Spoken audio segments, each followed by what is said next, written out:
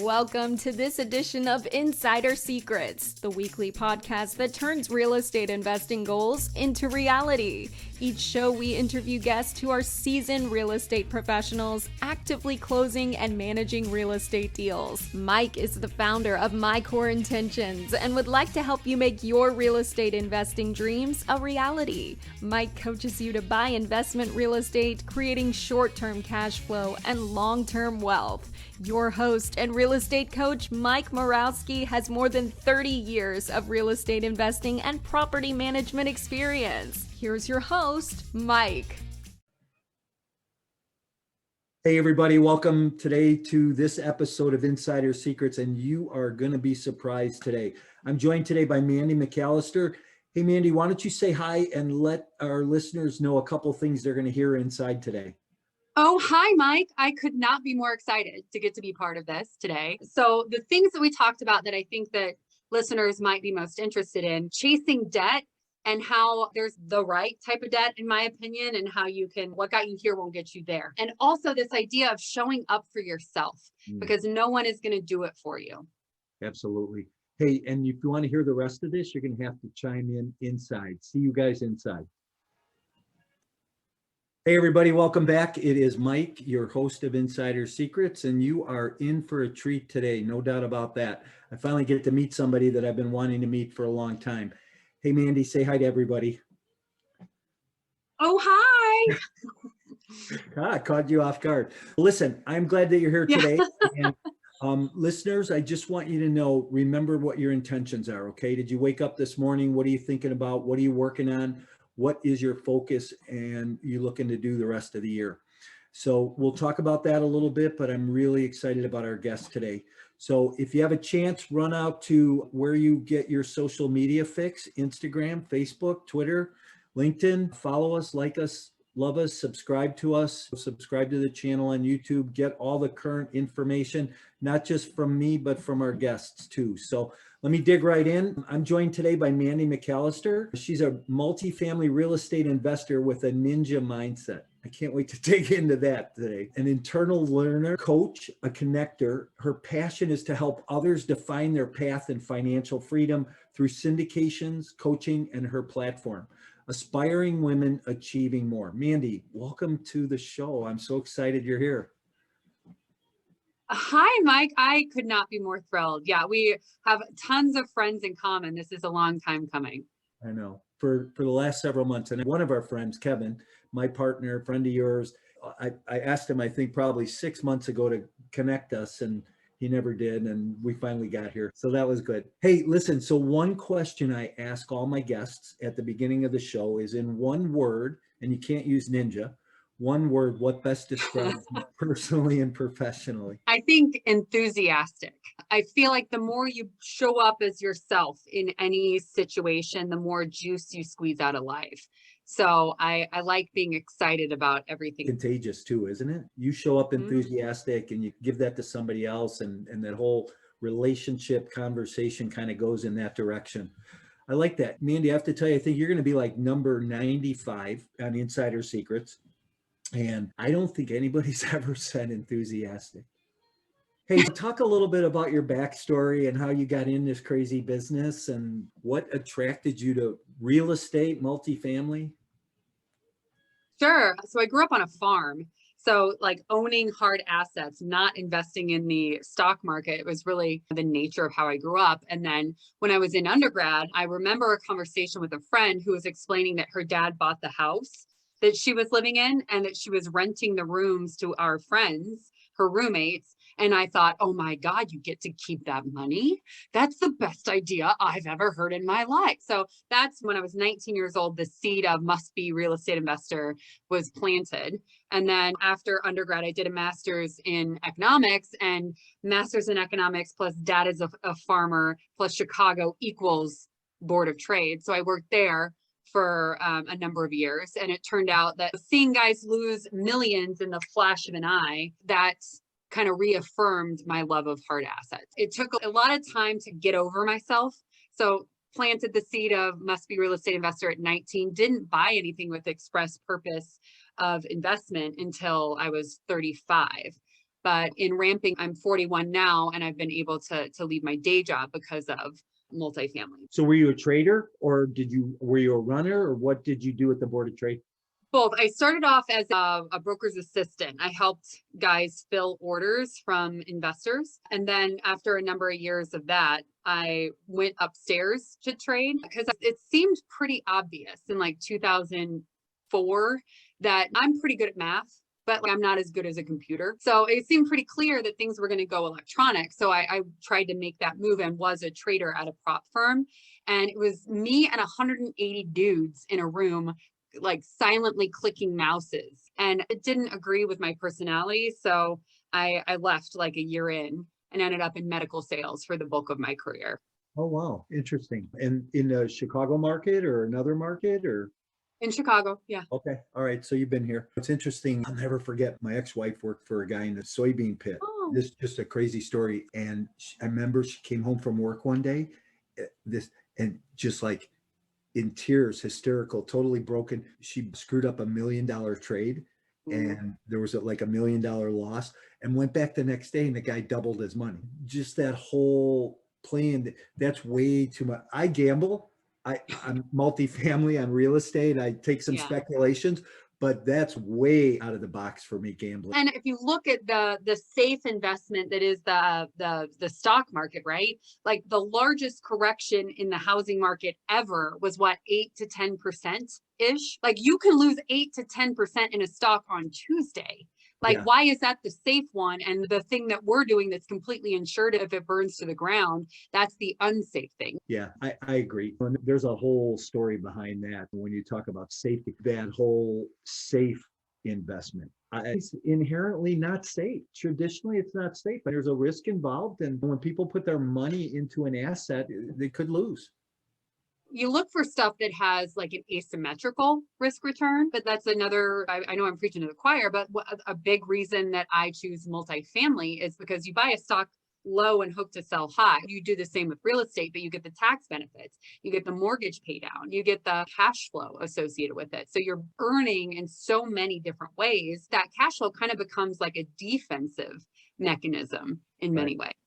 Told you we wouldn't stick to the script. So I know. Today's market, you're buying high and selling even higher. Yeah. Right? Well, let's just go there for a minute. What are you looking at right now, market wise, right? So cap rates are so compressed. Yeah. The market is so high. Your estimation, I know where I drew a line in the sand. Where do you think we're at?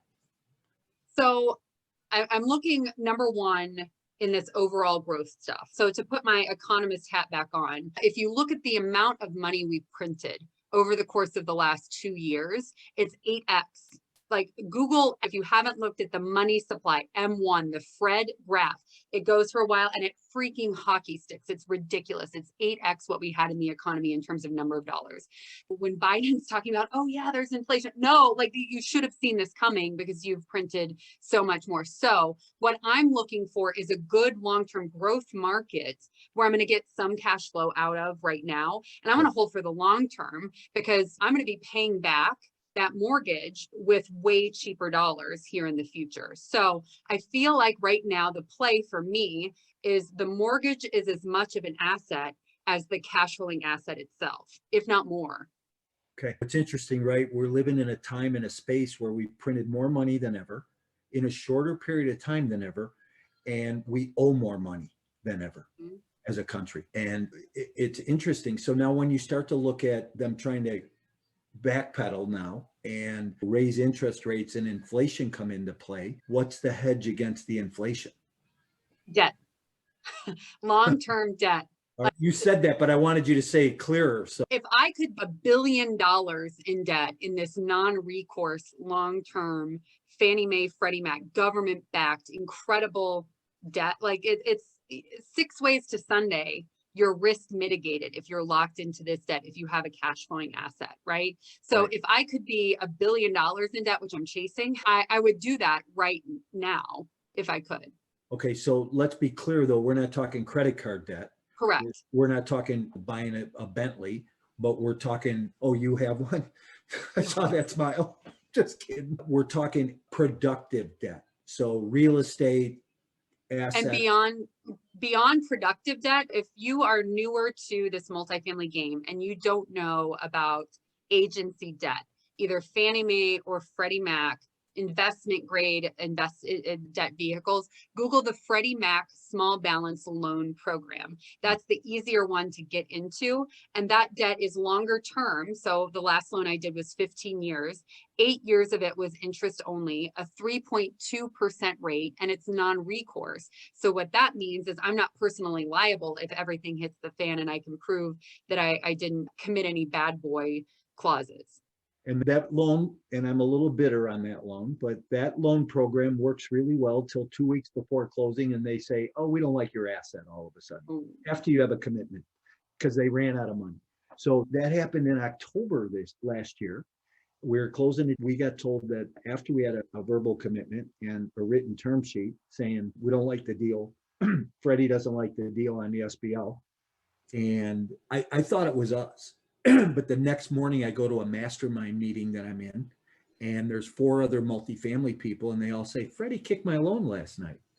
So by the way, you realize they ran out of money. Yeah, exactly. So the way that works, and it was surprising to me the first time I learned of it, there's X number of dollars that they can lend out on a calendar year, and that when it runs out. So they have a lot more in 2022 than they have in subsequent years because they printed all this money and they got to put it somewhere. It doesn't actually become in the economy until it gets lent. So they need to lend it out. If you are buying an asset, that's way less of a risk, that thing that happened to you in January, February, March, than it is in October, November, December.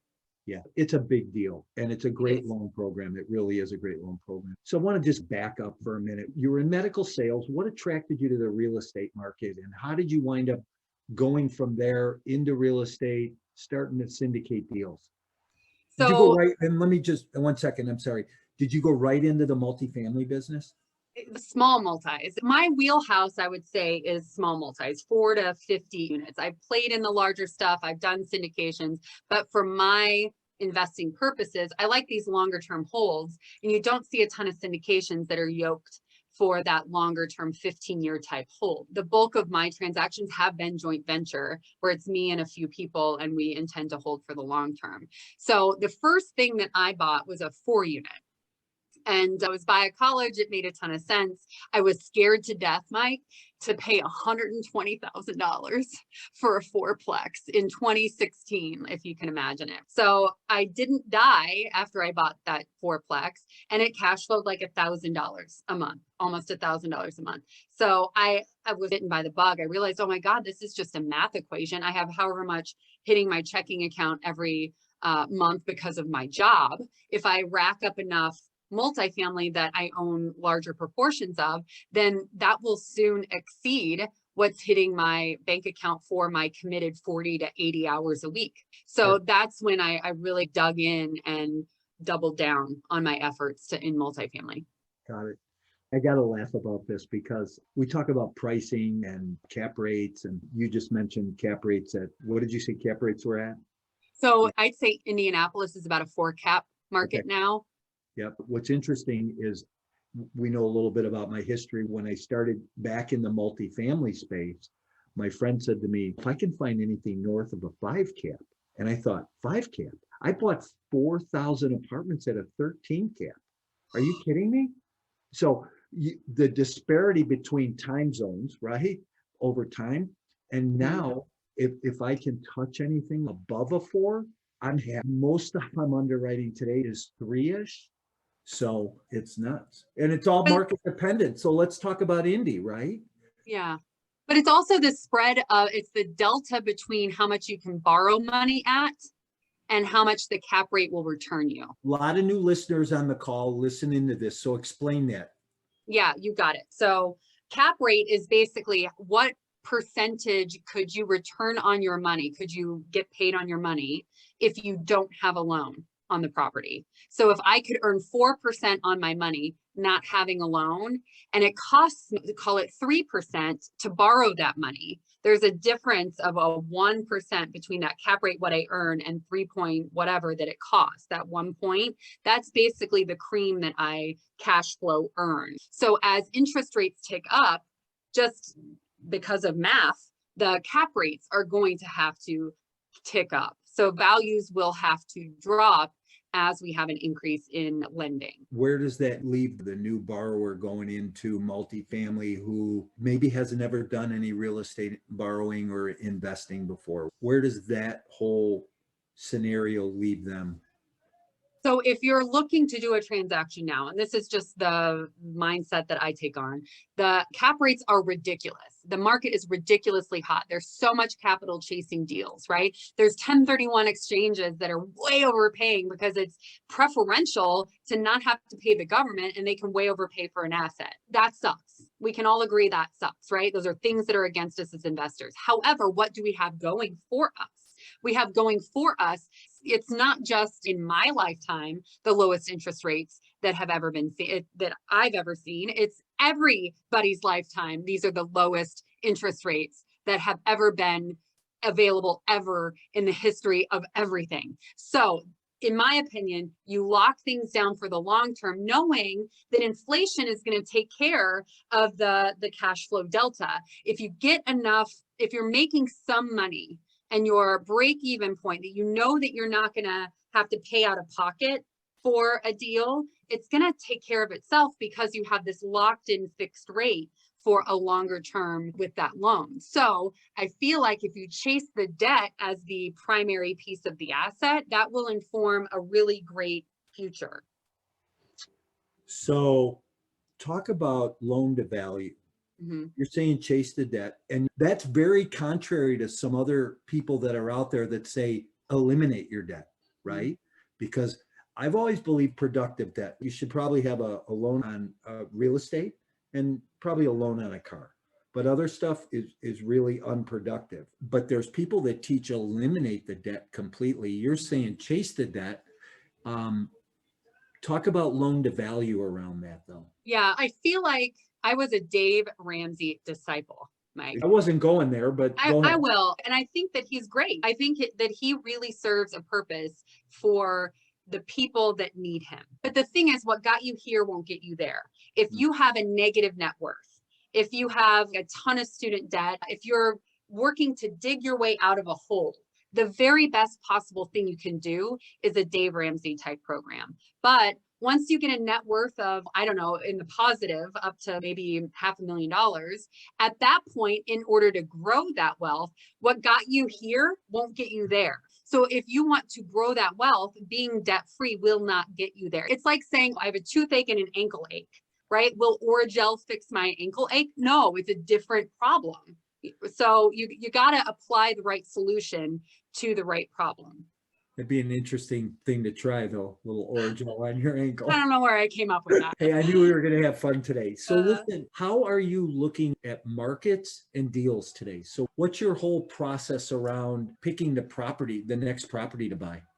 It's all growth oriented. So I live in the state of Illinois, and I don't love the way our government does things. And I see a complete mass exodus.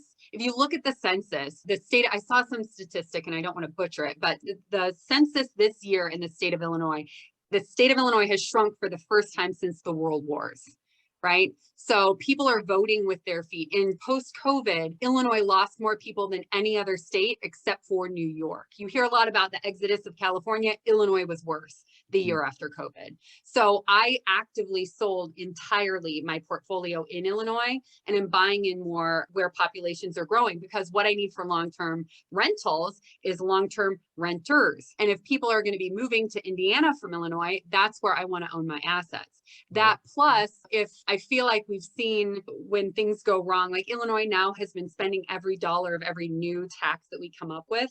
And if they end up having to pay the piper, what are they going to do? They're going to come after the rich guy who owns the property, and jack up their property taxes. That's just my opinion of one of the routes that they'll go as a state. So I sold everything here. I'm going to states that are growing, that are landlord friendly, and I'm considering tertiary markets because that's where I'm getting a cap that makes sense. I have to allow for borrowing fewer dollars in those tertiary markets because those great loan programs that I was talking about, they don't allow the maximum borrowing potential. You only get about a 65 or 70% loan to value instead of an 80 that you might get in another program. I'm looking in tertiary markets that might be growing.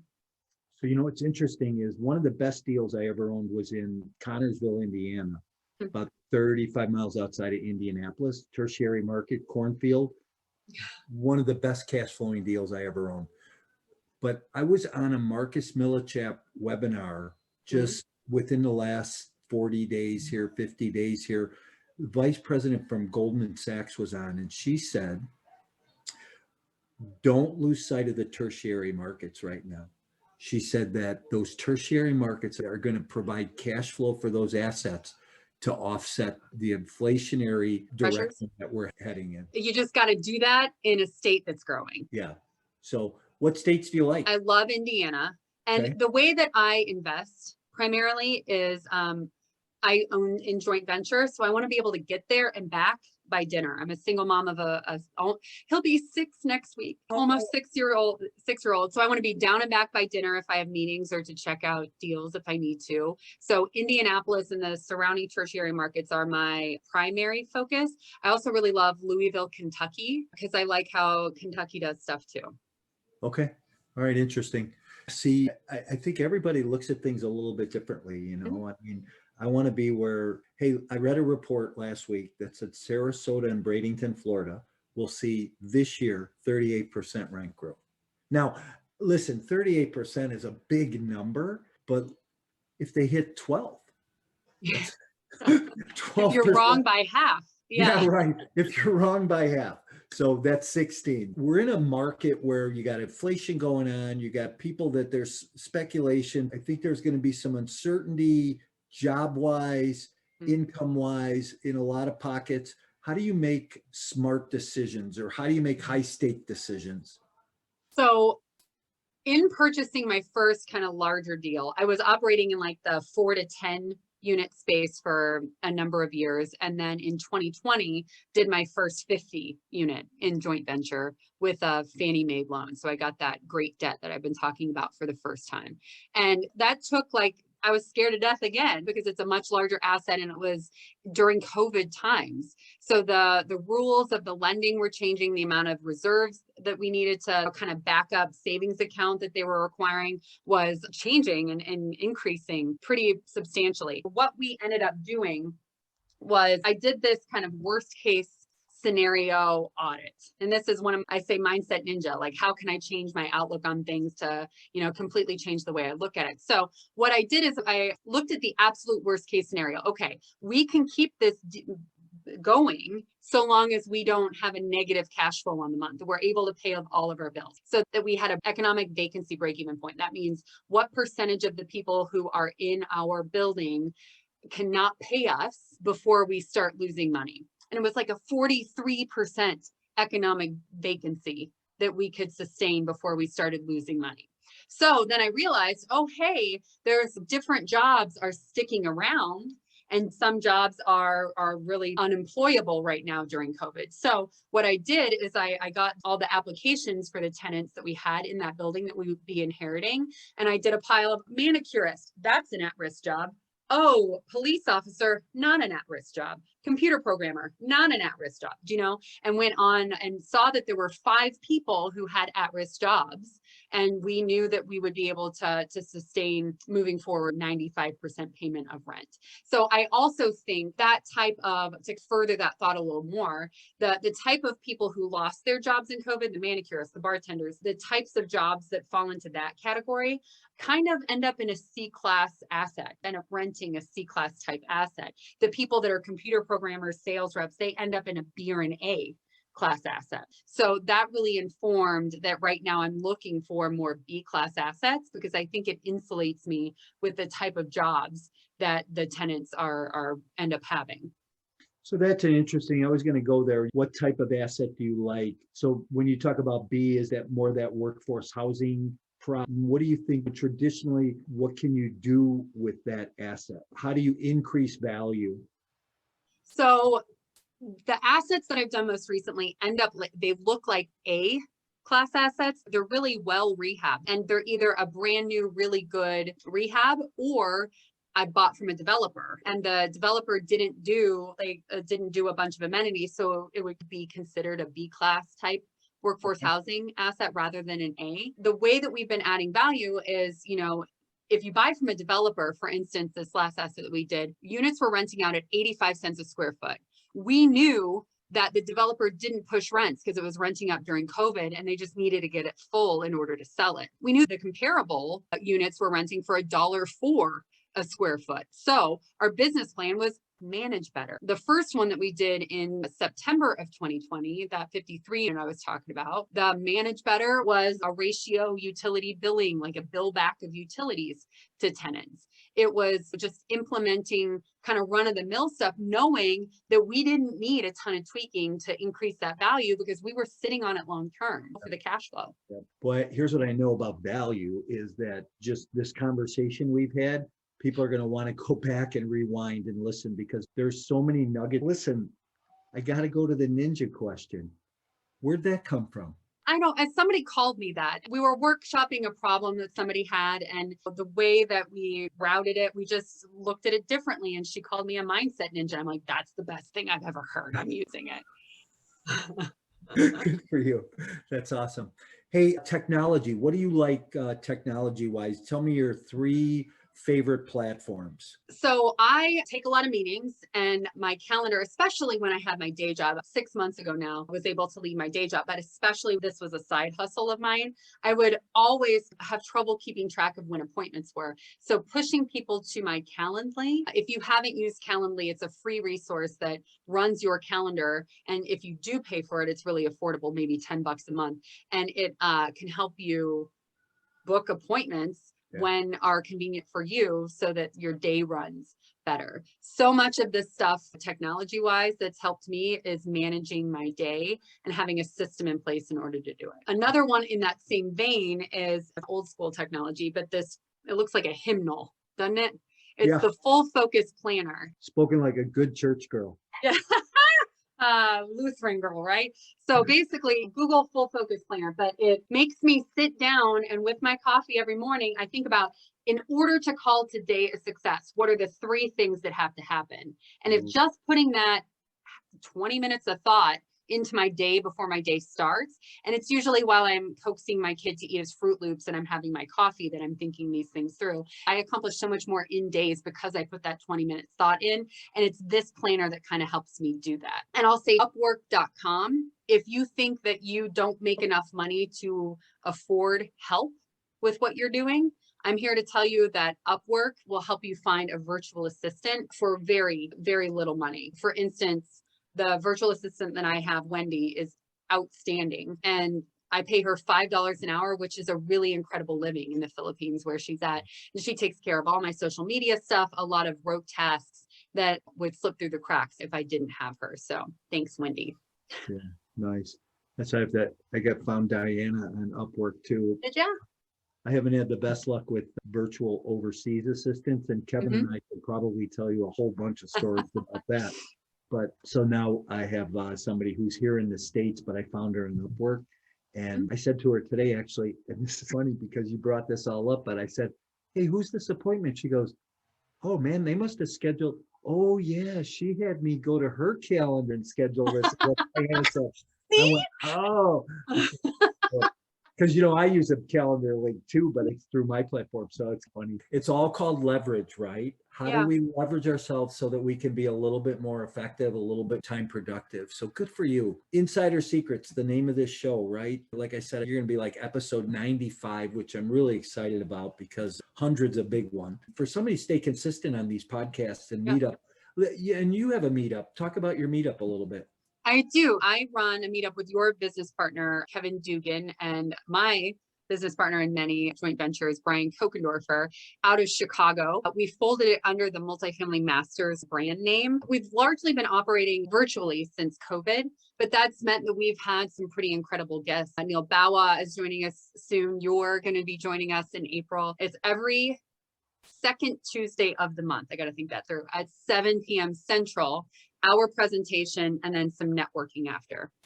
It's awesome because I always tell people, and especially if you're a new listener to Insider Secrets right now, go get as much information as you can. And these meetup groups, these REI groups, they're awesome for content, right? Because somebody like yourself who's got a ton of experience, been doing this for a while, you bring somebody else on. I always say, if I'm the smartest guy in the room, I'm in the wrong room. For So sure. I want to make sure that a different room all the time.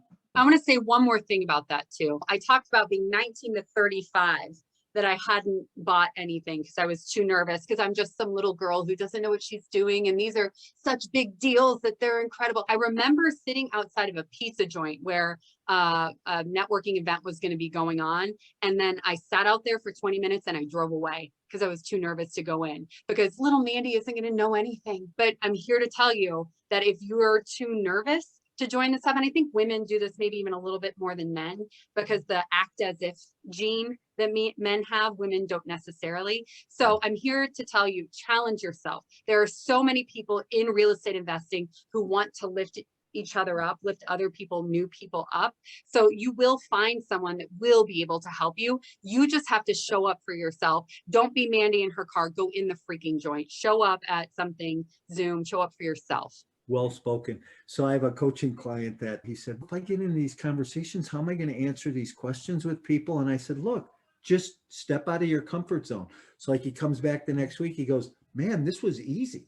He goes, nobody asked me anything that I thought they were going to ask me. So what you said is so true, right? Because we have these preconceived notions that we think, oh man, they're going to catch me. They're going to ask me something that I don't know. How do I answer? How do I respond? It's that inner voice. And I think as a coach, and I know you do some coaching too, but as a coach, you really have to try and help your people get through that and eliminate the drunk monkey, is what I learned a long time ago, right?